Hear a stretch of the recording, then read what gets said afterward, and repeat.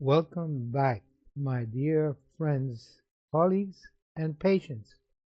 We're back again in discussing one of the 52 phrases, wisdom phrases that I share with you in this book, Reflections in the Magical Mirror of My Mind, which is available in Amazon and in which I select the best phrases from all of my 6 books which carry the wisdom and the message that I want to carry about the way I experience our life as a school.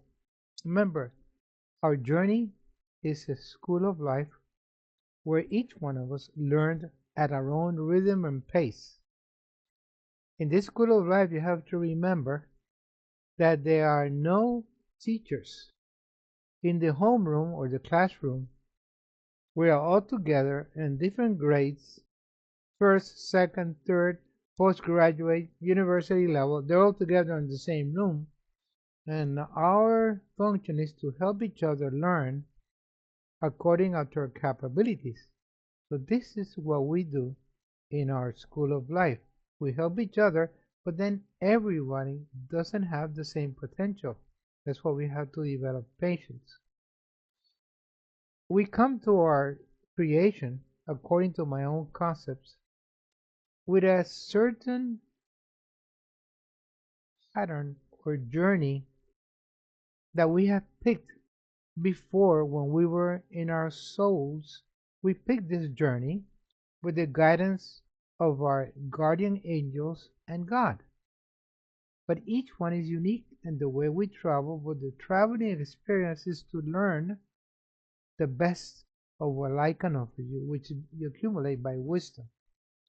Let me read this quote number 12 for you and then go into details. It says, in our multi-dimensional mental journey, that's complex. In our multi-dimensional mental journey, there are no incorrect trails or pathways. Only there are necessary detours to complete pending destinations and finalize our universal experience. What it means is we think and we pick our road according to our human nature. We may deviate from the apparently path that we've created within our spiritual world, consciousness. And then we tend to go away from our intended location or destiny, but the universe and the wisdom of God will detour you, will guide you away from your own chosen path to take you to the right path. Initially, that detour, you don't want it. This is taking me away.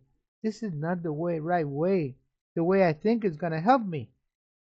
But that detour will be the right way. As you go forward, you'll notice why you were taken in that path. Bien. To understand the way this works, we must understand the basic context why, as human beings, we suffer. I call suffering an apparent circumstance, because all experiences that we acquire and have in this life, in this school of life, good, bad, or neutral, are learning experiences. They always help you. That's why I call suffering in my books lessons of love.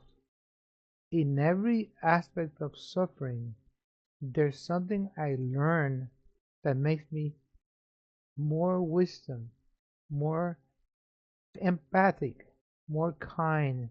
So suffering should not be received as a negative punishment, for God does not punish, but God does make you responsible, like a responsible parent will punish you if you don't do your chores, if you don't go forward, if you things that put you in danger, they will punish you in some manner, not necessarily physically, but they're only thinking on your benefit and they're loving you while doing that.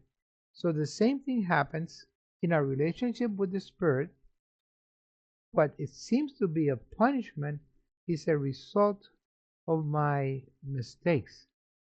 And mistakes have to be corrected always.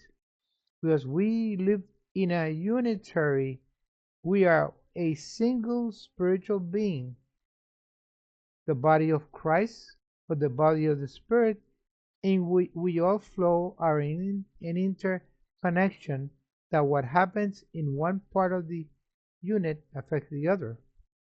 It's like the Three Musketeers, one for all and all for one. We're always connected. We may not feel it because we're not connected physically. That was shown by the quantum entanglement theory. Look it up in the quantum physics, quantum entanglement theory. Read that. You'll be very interested. Let's finish this part here. You have to remember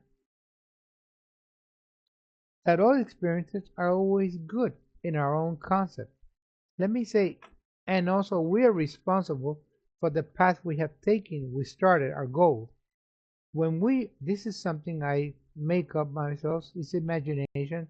When we are in the spirit world, when we are with the angels, when we're souls floating around, we're in the waiting room to become humans, physical humans, we have to know how to choose. Who are we going to choose as our parents? Who are we going to choose as our family? What country are we going to live? Our guardian angels, which have learned a bit more than us, guide us to pick the fastest way to learn. But the fastest way to learn usually is the most difficult path. In other words, the path with more difficulties. Instead of being born in a rich millionaire family, you may be born in a limited poor family with lots of limitations, where you cannot obtain all the things that you think would be necessary for you. But it's within that family that you have more challenges to become a better and a wiser being. So, the most difficult path, I say one of my phrases, that God has the most difficult test for his best students. Remember, God has the most difficult test for his best students. Please feel comfortable.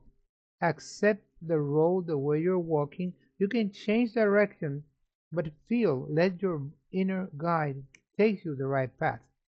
And you will finish the path. Some will be more difficult. Some roads are more difficult than others, but you will finally feel comfortable and better at the end. I congratulate you. Have a great journey.